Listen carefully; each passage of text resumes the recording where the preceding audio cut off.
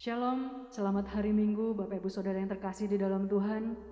Bersyukur hari ini kita bisa beribadah bersama, baik secara online. Mari saya ajak kita semua untuk fokus mempersiapkan hati dan pikiran kita untuk memuji Tuhan. Kita mau katakan pada Tuhan bahwa apapun yang terjadi, kita percaya rencananya adalah rencana yang terbaik.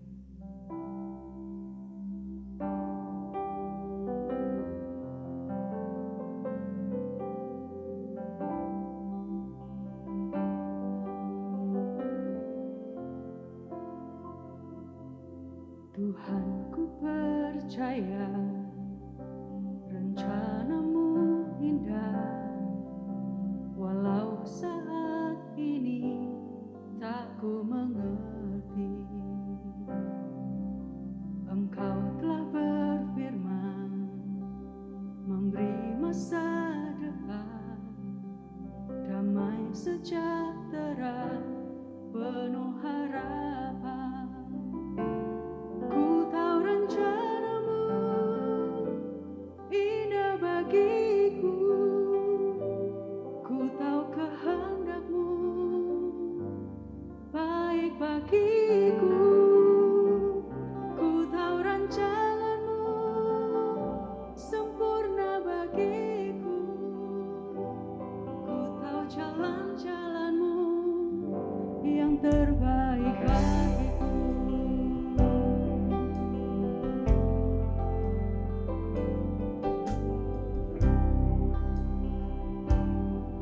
Mari sama-sama katakan,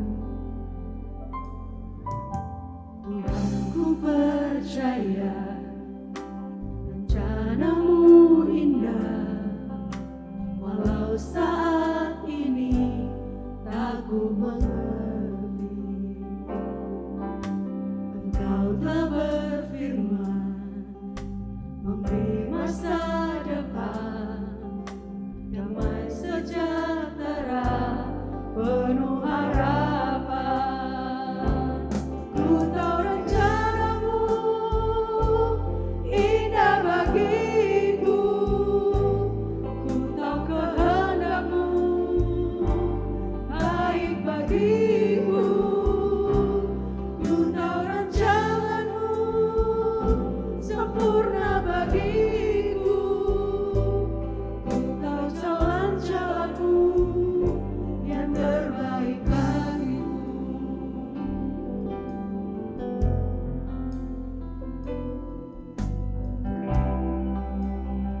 Mari dengan lebih sungguh-sungguh lagi kita mau katakan pada Tuhan, Tuhan, ku percaya, benar Tuhan, rencanamu indah. Kami mau belajar percaya, walau saat ini tak ku mengerti.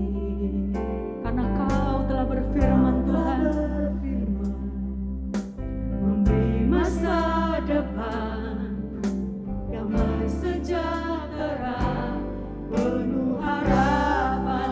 Katakan, Kau rencanamu indah bagiku, ku tahu kehendakmu baik bagiku,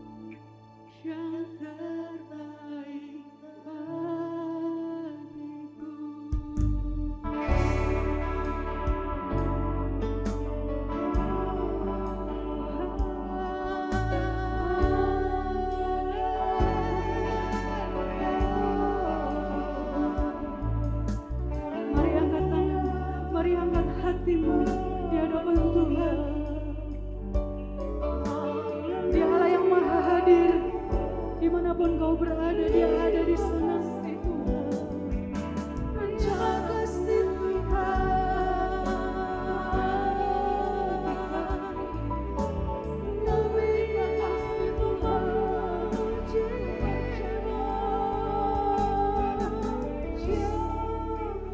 Tuhan, Tuhan, kami mau belajar percaya bahwa rencanamu adalah rencana yang indah.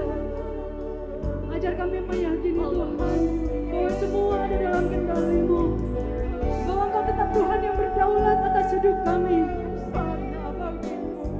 Kami percaya kami masih punya masa depan, Tuhan. Kami masih punya pengharapan, karena kami hidup dalam naungan dan perlindungan-Mu, Tuhan.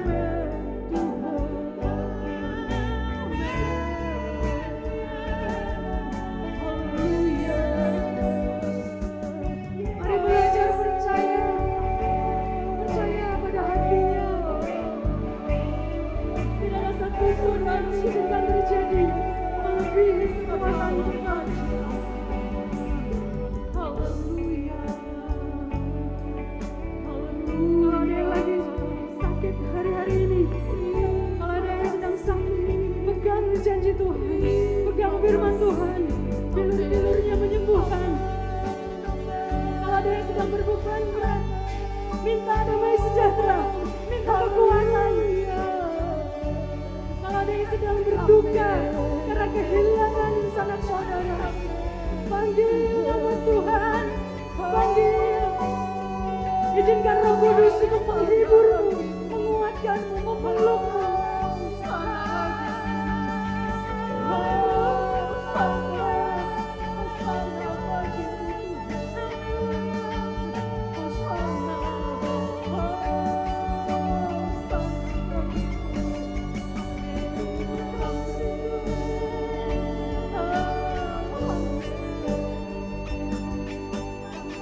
Mari sama-sama katakan, ku tahu rencanamu. Angkat tanganmu di hadapannya. Berserah, berserah. Kami yakin Tuhan baik bagiku. Ku tahu rencanamu sempurna bagiku. Ku tahu jalan-jalanmu yang terbaik bagiku. Sekali lagi. Ku tahu rencanamu indah bagiku. Ku tahu kehendakmu baik bagiku. Ku tahu rencanamu sempurna bagiku.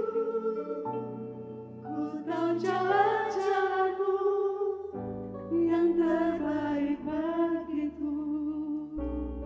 Ku tahu jalan-jalanmu yang terbaik bagiku. Ku tahu jalan-jalanmu. Katakan dengan iman, yang terbaik bagiku. Haleluya, haleluya, haleluya. Terima kasih Tuhan, terima kasih. Kami bersyukur untuk hari ini Tuhan, hari yang Kau berkati. Kami mau memuji, kami mau menyembah Engkau Tuhan. Mari kita semua yang siap untuk beribadah, sama-sama katakan, amin. Puji Tuhan. Sekali lagi shalom Bapak Ibu Saudara yang dikasihi Tuhan. Mari siapkan pujian yang terbaik buat Tuhan. Segala hormat hanya bagi Tuhan. Haleluya.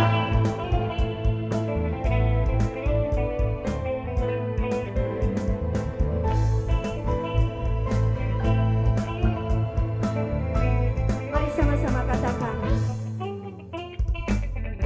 Meskipun musuh di depanku, rintangan menghadang langkahku, ku tahu sungguh Engkau bersamaku.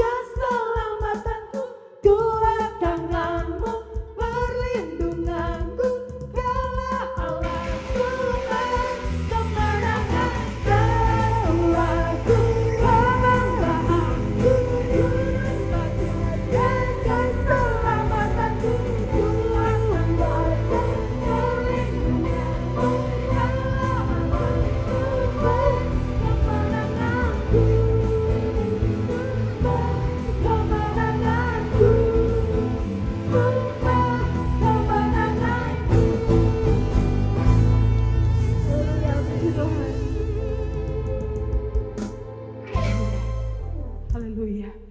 Mari siapkan hati kita untuk diberkati dengan firman Tuhan. Dia perisai di saat badai, percaya kepada janji Tuhan. Oh, Dia menyertai kita. Dia selalu ada buat saya dan saudara. Terima kasih Tuhan Yesus. Haleluya.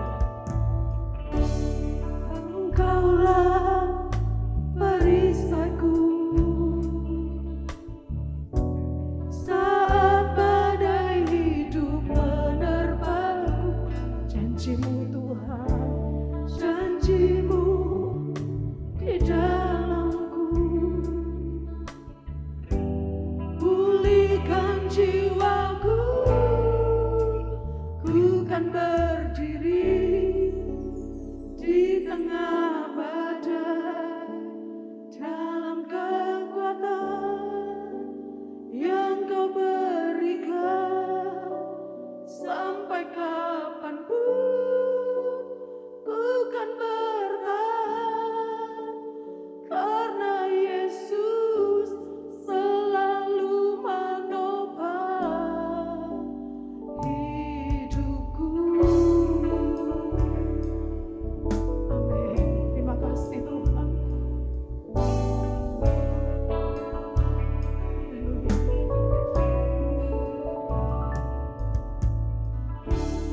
Engkaulah perisaiku saat badai hidup menerpaku.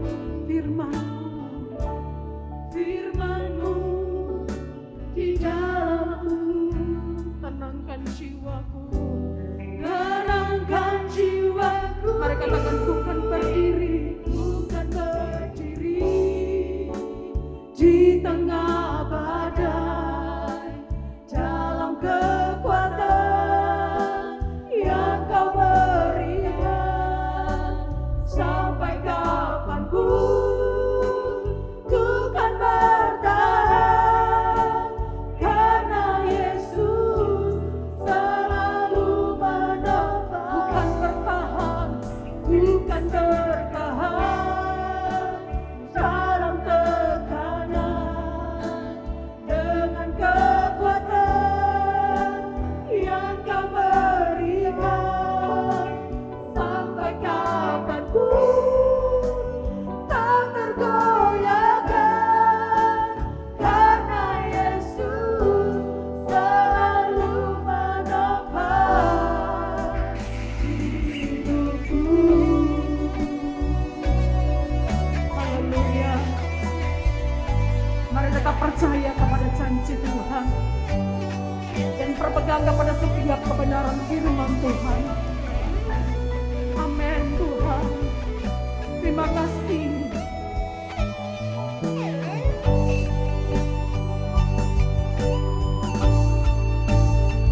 Mari kita katakan bersama-sama, bukan berdiri di tengah badai dalam kekuatan yang Kau berikan.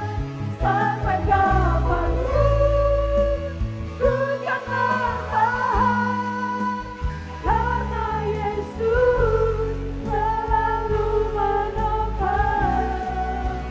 Ku kan bertahan dalam tekanan, dengan kekuatan yang Kau berikan bagi kami Tuhan. Sampai kapanpun tak tergoyahkan, karena Yesus selalu menopang. Katakan, karena Yesus selalu. Percaya dan katakan, karena Yesus selalu menopang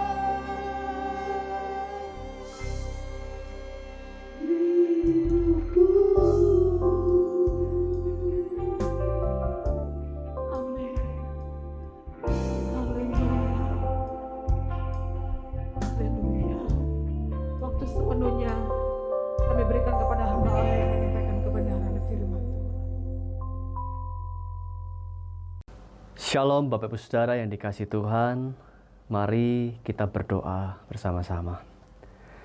Bapa di dalam surga, mengucap syukur buat ibadah hari ini, mohon urapan-Mu buat hamba-Mu serta buat jemaat-Mu, agar firman Tuhan yang disampaikan benar-benar berasal dari kebenaran firman Tuhan, dan Allah Roh Kudus menerjemahkan dengan bahasa yang paling sederhana untuk kami mengerti, dan kami semua mendapatkan berkat terbaik dari firman Tuhan Allah yang hidup di dalam hidup kami. Terima kasih, di dalam nama Tuhan Yesus Kristus, kami siap belajar firman Tuhan. Amin. Bapak Ibu Saudara, pada kesempatan ibadah kali ini, saya mengajak Bapak Ibu Saudara untuk belajar kebenaran firman Tuhan tentang resep dari Tuhan di masa kesesakan. Firman Tuhan ini adalah sambungan dari firman Tuhan saya sebelumnya, di mana pada waktu itu saya menyampaikan firman Tuhan 3 janji Tuhan di tengah ancaman virus corona. Saya yakin Bapak Ibu Saudara masih ingat. Ada 3 janji Tuhan di tengah ancaman serangan virus corona, proteksi total, damai sejahtera yang ilahi, serta berkat yang melimpah. Janji itu bisa tergenapi kalau kita melekat dengan hati Tuhan, casak, terpikat, menginginkan Dia lebih dari apapun, lalu melekat. Kalau melekat, kemanapun hati Tuhan, kita ikut. Nah, hari ini kita akan belajar ada 4 janji Tuhan di masa kesesakan. Lalu kita akan belajar di masa kesesakan ini Tuhan memberikan janji. Tetapi Tuhan juga memberikan resep. Resep supaya janji itu bisa terjadi di dalam kehidupan kita. Masa kesesakan itu apa? Kita semua sedang mengalami kok bulan-bulan ini. Khususnya dalam waktu dekat ini, kita semua mengalami pandemi gelombang kedua. Dan ini masa yang menyesakkan, masa kesukaran buat kita semua. Ekonomi yang sempat merangkak naik, tiba-tiba harus jatuh lagi. Beberapa orang stres berat, depresi, begitu ketakutan sampai mengalami gangguan jiwa ringan. Bahkan ada yang berat loh gangguan jiwanya. Sampai harus mengkonsumsi obat penenang. Saudara, rumah sakit di mana-mana penuh. Alat yang namanya ventilator membantu pasien untuk bernafas ketika tidak bisa lagi bernafas sendiri. Ternyata jumlahnya kalah. Jauh lebih banyak jumlah pasien yang membutuhkan. Dan ini menyedihkan sekali. Karena tidak berhasil mendapatkan ventilator, beberapa pasien meninggal dunia. Ini masa yang sukar, masa yang berat buat kita semua. Alat-alat kesehatan yang namanya tabung oksigen dan obat-obat tertentu sulit dicari, langka. Kalaupun ada, beberapa orang memanfaatkan dengan menjual dengan harga yang sangat mahal. Ini masa kesukaran, masa kesesakan bagi kita semua. Nah, kita mesti tanya kepada Alkitab, apakah ada petunjuk dari firman Tuhan? Apakah ada janji Tuhan? Apakah ada resep yang diberikan Tuhan agar kita bisa mengalami kemenangan, mengalami kelegaan? Ternyata ada. Saudara, ada 4 janji Tuhan di masa kesesakan yang kita akan belajar dari Mazmur 41 ayat 1-4. Saya akan uraikan satu persatu keempat janji tersebut. Nanti terakhir kita akan belajar resep dari Tuhan itu apa untuk kita mendapatkan 4 janji ini. Janji yang pertama kita baca di Mazmur 41 ayat 2b. Tuhan akan meluputkan dia pada waktu celaka. Ini janji yang pertama. Tuhan melepaskan kita dari masa kesesakan. Meluputkan dia pada waktu celaka. Waktu celaka itu dalam Alkitab bahasa Inggris diterjemahkan dengan time of trouble. Time itu waktu, masa, trouble itu kesukaran, masalah, kesukaran. Tuhan berjanji akan melepaskan. Artinya memang kita mengalami masa kesukaran. Tetapi akibat fatal dari masa kesukaran itu entah kebangkrutan atau akibat fatal yang lain diluputkan Tuhan daripada kita. Kita diberikan kebebasan pada akhirnya, kelegaan pada akhirnya. Pada akhirnya kita akan tertawa dan kita akan menangis di hadapan Tuhan, tangisan ucapan syukur, terima kasih Tuhan. Itu janji Tuhan bagi semua orang yang mau melakukan firman-Nya. Bagi semua orang yang nanti mau menjalankan resep yang Tuhan berikan. Janji Tuhan yang kedua adalah Tuhan melindungi dari bahaya maut. Berbicara maut berarti berbicara kematian. Ayatnya di Mazmur 41 ayat 3a. Tuhan akan melindungi dia dan memelihara nyawanya sehingga ia disebut berbahagia di bumi. Kata melindungi menggunakan bahasa Ibrani syamar itu artinya melestarikan. Melestarikan itu diberi makan, dilindungi dari bahaya, supaya dia bertahan hidup, supaya tidak punah. Saudara, apakah saudara pernah pergi ke hutan Suaka Marga Satwa? Kalau saudara pergi ke hutan tersebut, saudara bisa melihat dari jauh hewan-hewan langka seperti badak, ya, gajah, singa, komodo, dan hewan-hewan lain. Hewan-hewan itu hamilnya sulit, masa kehamilannya lama, anaknya tidak banyak, jumlahnya sedikit. Kalau dibiarkan bebas, habis diburu manusia yang kejam, yang mencari keuntungan, menjual mereka. Pemerintah wajib melindungi mereka supaya tidak punah. Menghukum mereka yang berani memburu hewan-hewan yang dilindungi ini. Nah, ternyata kata samar itu sama, saudara. Melestarikan orang-orang tertentu yang nanti melakukan resep dari Tuhan. Nanti kita akan belajar apa sih yang harus dilakukan supaya kita ini termasuk golongan orang-orang yang dilestarikan, yang oleh Tuhan tidak dibiarkan punah. Gitu. Apa yang harus kita lakukan nanti kita akan belajar. Tapi janji Tuhan luar biasa loh. Orang-orang tertentu ini dilestarikan, tidak akan dibiarkan Tuhan punah. Lalu janji Tuhan yang ketiga, kita bisa baca di Mazmur 41 ayat 3b. Engkau takkan membiarkan dia dipermainkan musuhnya. Janji Tuhan yang ketiga ini, Tuhan mengalahkan kuasa setan dan orang jahat. Orang jahat bisa orang yang berniat jahat kepada saudara, mau berbohong, mau mengambil keuntungan dengan cara yang licik, mau mencelakakan keluarga saudara, mau meluapkan amarah dengan cara yang melanggar hukum. Nah, ini janji Tuhan, Tuhan tidak akan membiarkan.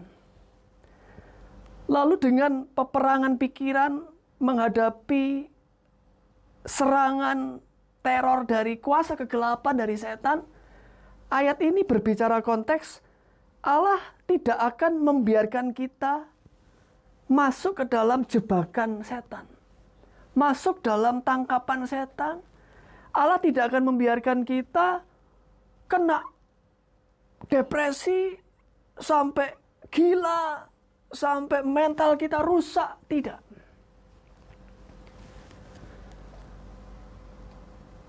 Ini janji yang luar biasa, tidak cuma fisik tetapi pikiran.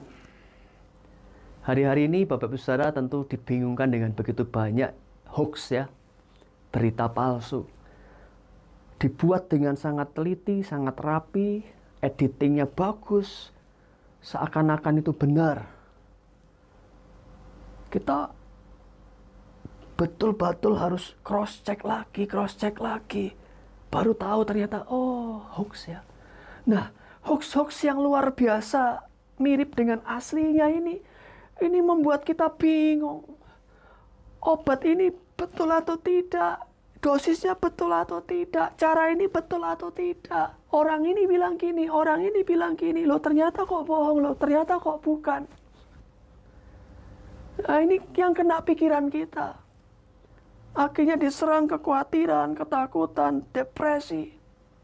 Nah ini Tuhan berjanji tidak akan membiarkan kita jatuh ke dalam serangan si jahat yang menginginkan Bapak Ibu Saudara depresi. Tuhan tidak akan biarkan itu terjadi pada dirimu. Saudara, janji Tuhan yang keempat ada di ayat keempat Mazmur 41. Tuhan membantu dia di ranjangnya pada waktu sakit. Di tempat tidurnya kau pulihkannya sama sekali dari sakitnya. Apa janji Tuhan yang keempat ini? Tuhan berjanji menenangkan kita pada saat kita sakit. Anakku, mungkin keluargamu di luar kota. Mungkin sahabatmu meninggalkanmu. Mereka sibuk, tapi kamu nggak sendiri kok. Tenang, aku bersamamu. Tenang, aku tahu yang kamu butuhkan. Tenang, aku akan mengirim orang-orang untuk memperhatikanmu. Tenang, aku akan menemukanmu dengan dokter yang baik. Tenang. Sehingga ketika kita terbaring sakit di ranjang kita mendapatkan damai sejahtera. Janji Tuhan, kita tidak cuma ditenangkan oleh Tuhan sendiri, tetapi kita diberikan kesembuhan total. Menang dari penyakit kita bangun dengan segar. Tubuh kita, tulang-tulang kita, aliran darah, organ tubuh kita disembuhkan Tuhan. Saudara, ini 4 janji Tuhan yang diberikan pada masa kesukaran.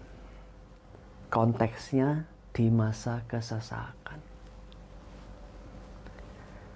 Pertanyaannya sekarang adalah untuk mendapatkan 4 janji itu, apa resep yang diberikan oleh Tuhan?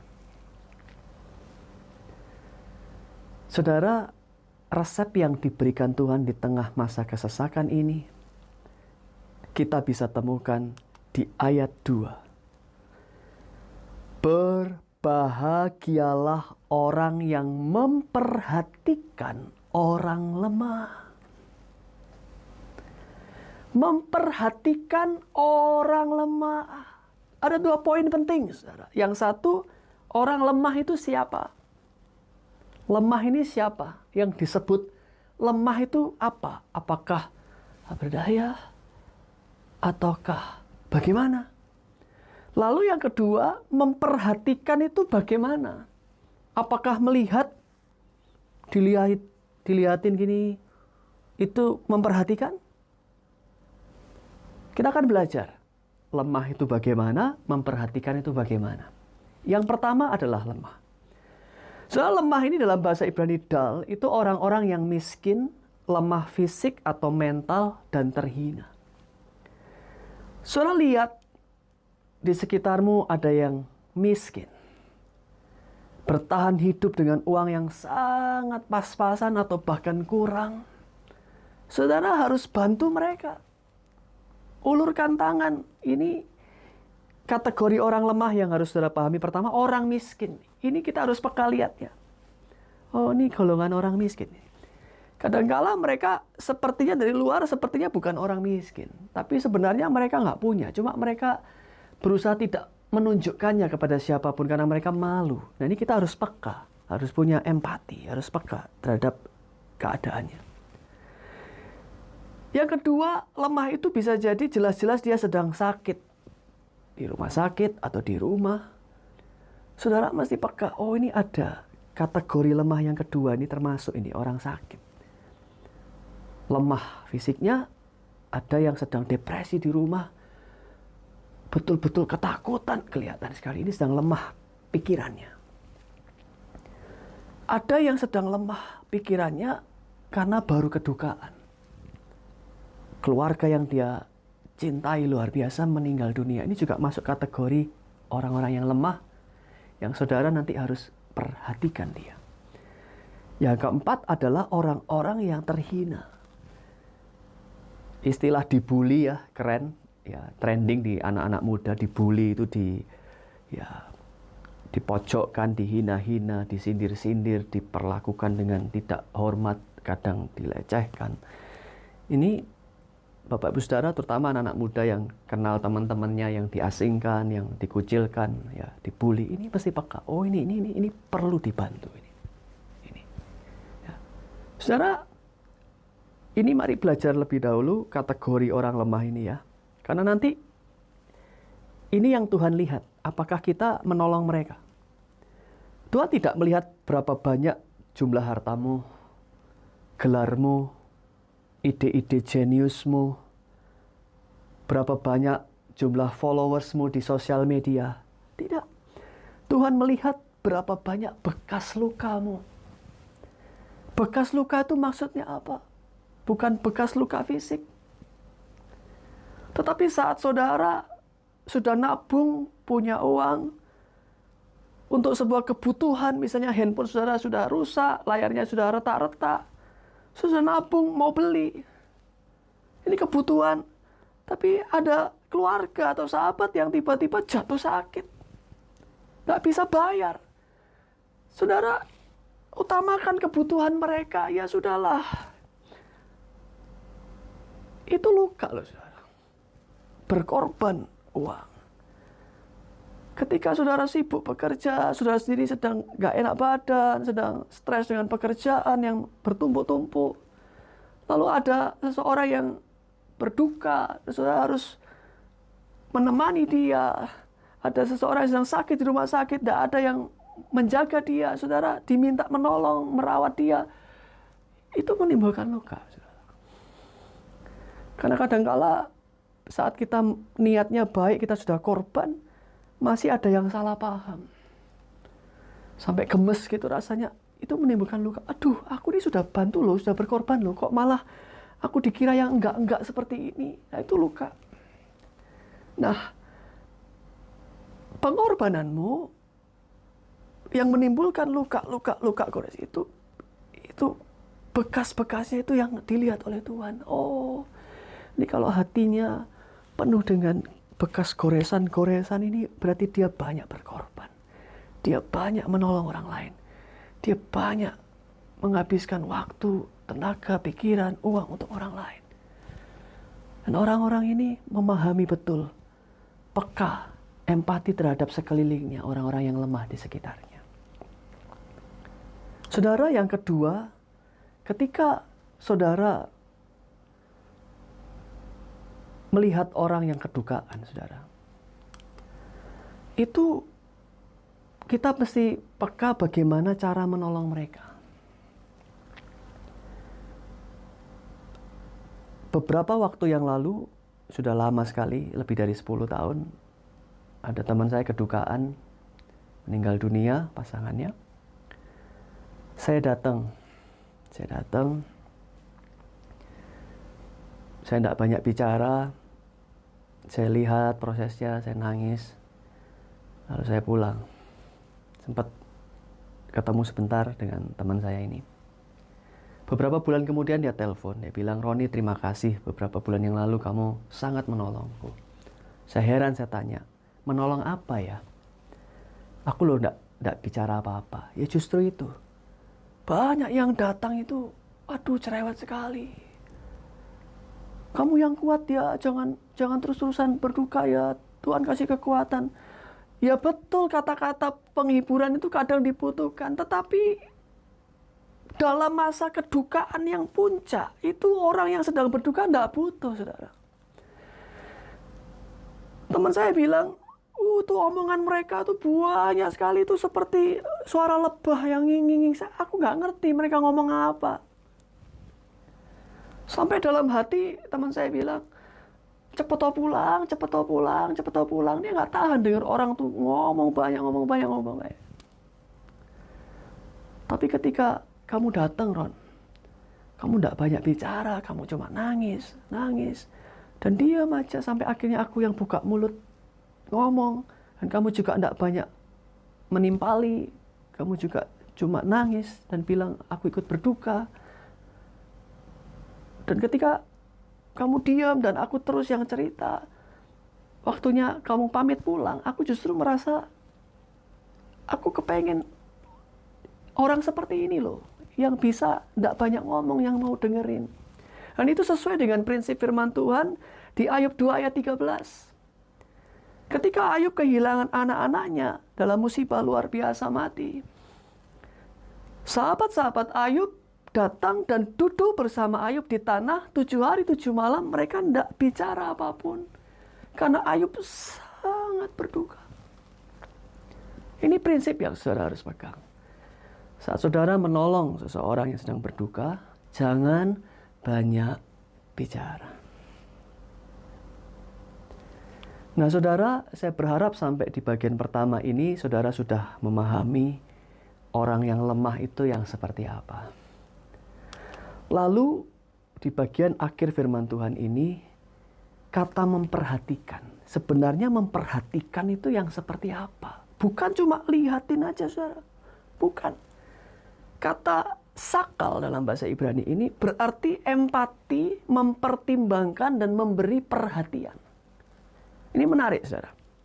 Saya mendalami kata sakal ini, saya bandingkan dengan ayat-ayat yang lain, saya renungkan. Ternyata begini. Memperhatikan orang lemah itu bukan sesekali saudara nolong. Bukan sesekali saudara nyumbang. Bukan.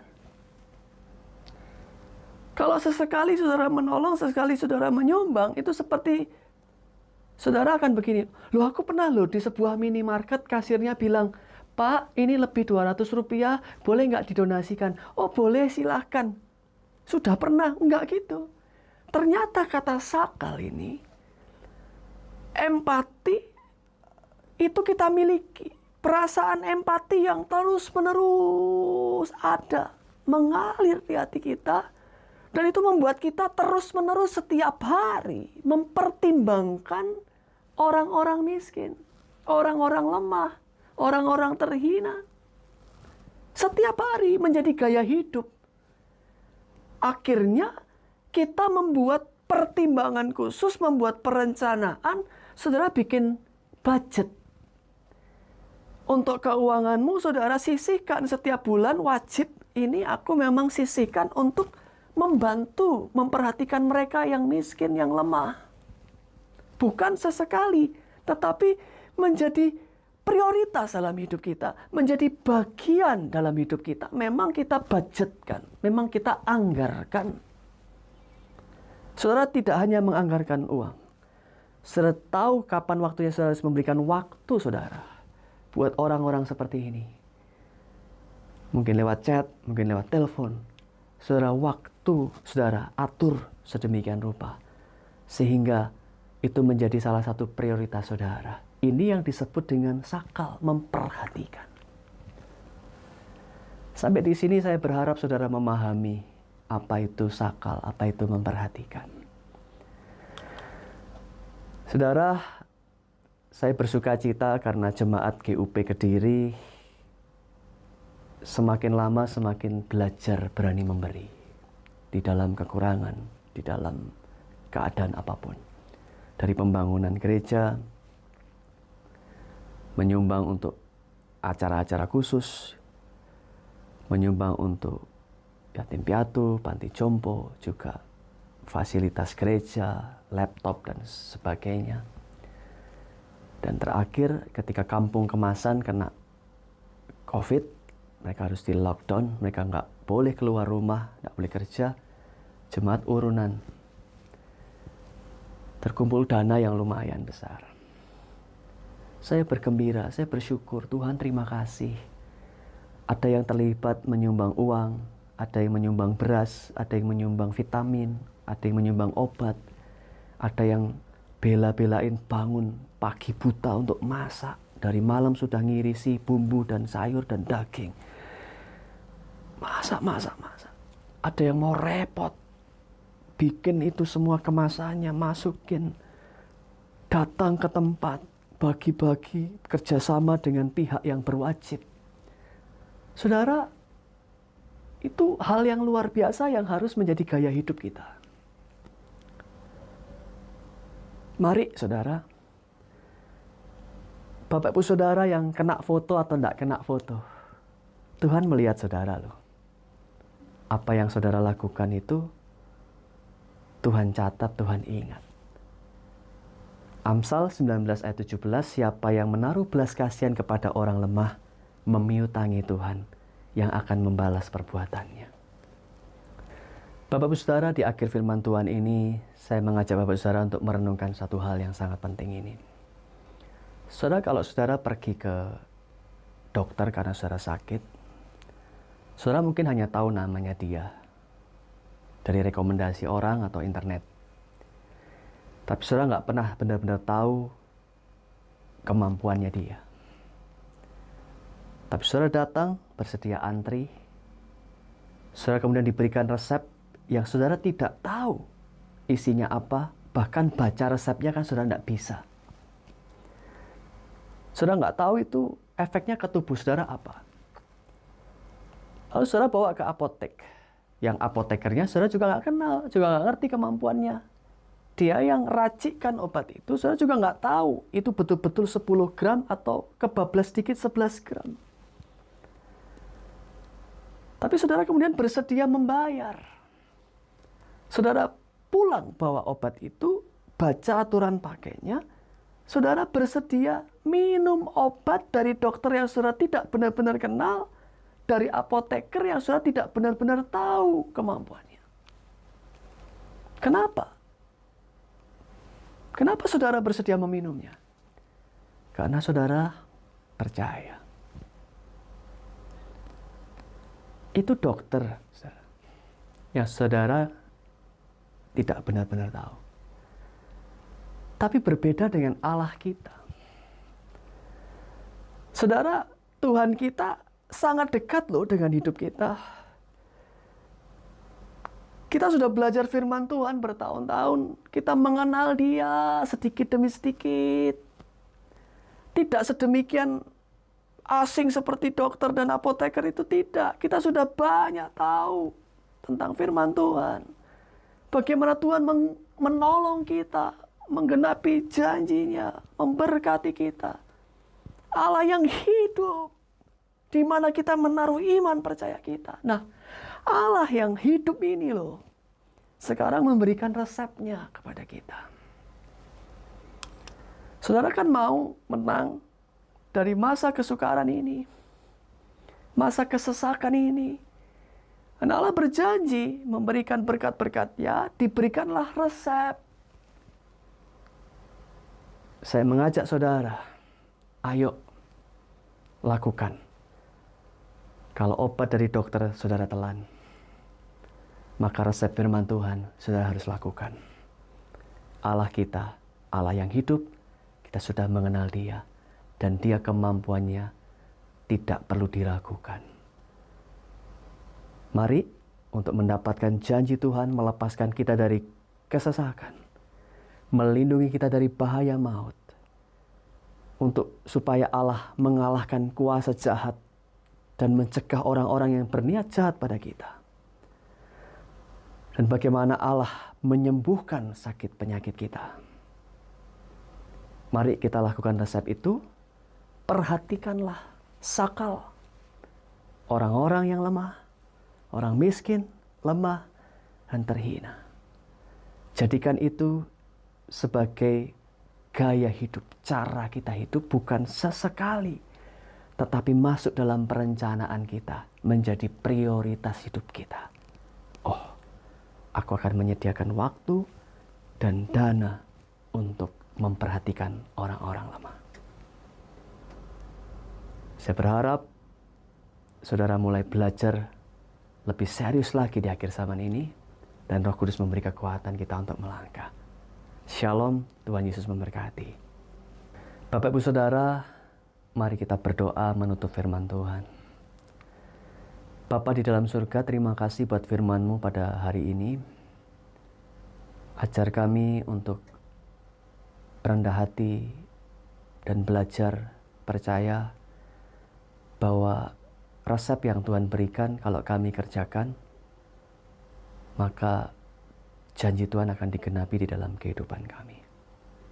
Beri kami kekuatan ya Roh Kudus untuk menjalani masa-masa kesukaran, masa-masa kesesakan ini. Dan kami akan belajar untuk hidup dengan gaya hidup yang baru, yaitu memperhatikan mereka yang lemah. Mereka yang miskin, mereka yang lemah, mereka yang terhina. Itu menjadi prioritas hidup kami, masuk dalam gaya kami hidup, cara kami hidup. Dan kami percaya Tuhan akan melestarikan orang-orang yang melakukan hal ini. Tuhan tidak akan membiarkan kami terhilang dari bumi ini. Sebelum waktunya Tuhan, kami akan terus ada dan mengalami berkat-berkat Tuhan. Terima kasih di dalam nama Tuhan Yesus Kristus. Mari kita angkat tangan, Bapak Ibu Saudara. Kiranya berkat kasih perlindungan dari Allah Bapa, penyertaannya, perlindungannya, berkat-berkatnya tercurah dalam hidupmu, dalam pekerjaanmu, profesimu, usahamu, keluargamu, pendidikan, pasangan, masa depan. Tuhan berkati, Tuhan lindungi. Mulai hari ini sampai Maranatha. Kiranya berkat dari Allah Bapa, Allah Putra, Allah Roh Kudus menyertaimu. Di dalam nama Tuhan Yesus kami berdoa dan mengucap syukur. Amin.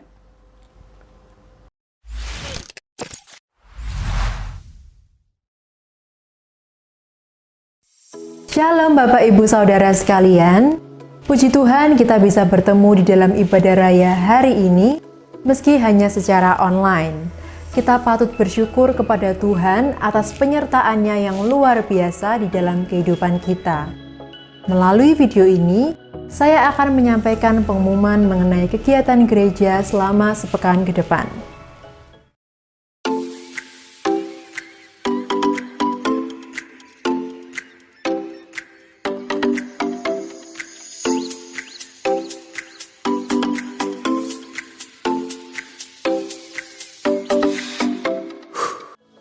Puji Tuhan bahwa bantuan dari Bapak Ibu Saudara sekalian untuk masyarakat di sekitar gereja yang terdampak COVID-19 sudah disalurkan dengan baik.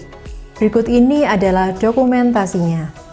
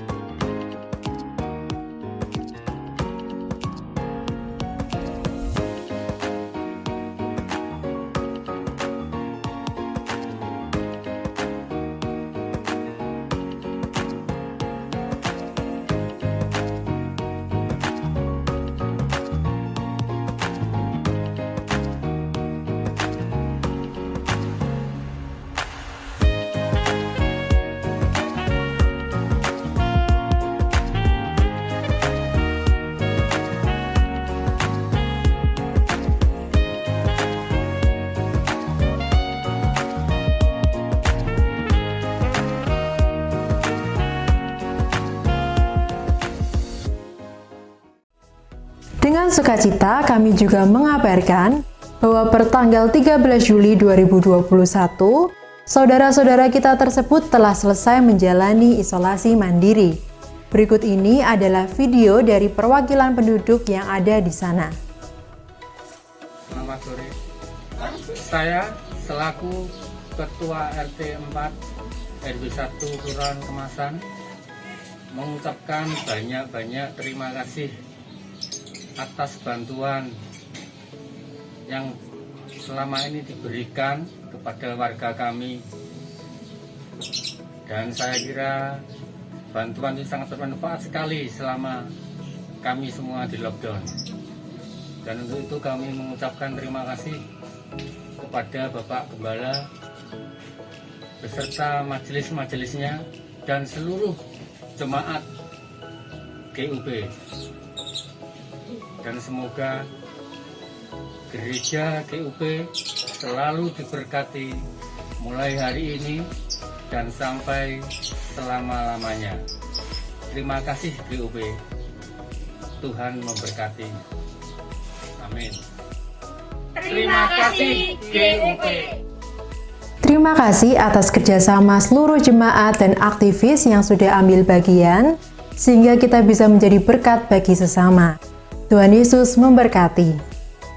Pengumuman pertama, seluruh kegiatan tengah minggu untuk jemaat umum, seperti doa pagi, kebaktian doa, lalu kegiatan aktivis seperti latihan dance, choir, latihan musik, dan tim doa, untuk minggu ini ditiadakan, hingga ada pengumuman lebih lanjut.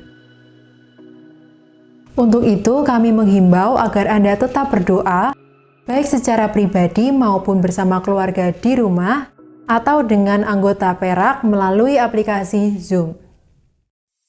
Informasi berikutnya, kegiatan akhir minggu yaitu ibadah GUP Kids pada hari Sabtu 24 Juli 2021 pukul 4 sore akan diadakan secara online streaming melalui YouTube channel GUPDI Kediri. Orang tua dihimbau agar dapat mendampingi putra-putrinya selama beribadah online. Kegiatan akhir minggu lainnya yaitu Fellowship Youth for Christ atau Kaum Muda pada hari Sabtu 24 Juli 2021 pukul 6 sore masih diadakan secara online melalui aplikasi Zoom. Kami mengundang seluruh anak muda untuk bisa mengikuti fellowship ini. Untuk informasi lebih lanjut, kamu bisa menghubungi Kak Kristi. Lalu ibadah raya minggu depan tanggal 25 Juli 2021 akan diadakan sesuai dengan perkembangan peraturan dari pemerintah. Karena itu, kami menghimbau agar para jemaat memperhatikan pengumuman melalui grup WhatsApp gereja atau melalui Instagram @gup_kediri. Firman Tuhan pada ibadah ini akan dilayani oleh Bapak Gembala, yaitu Pendeta Gideon Sucahyo. Informasi terakhir, buku yang berjudul Melacak Jejak Antikris hasil tulisan Bapak Gembala kita telah terbit. Anda bisa mendapatkannya saat ini juga seharga Rp75.000 dengan memesan melalui Saudara Renggi. Itulah seluruh pengumuman untuk hari ini. Terima kasih atas perhatian Anda. Mari tetap praktekkan 3M dalam keseharian kita dan tetap jaga kesehatan. Jangan lupa untuk subscribe dan follow seluruh sosial media GUPDI Kediri yang ada di bawah ini. Selamat hari Minggu, Tuhan Yesus memberkati.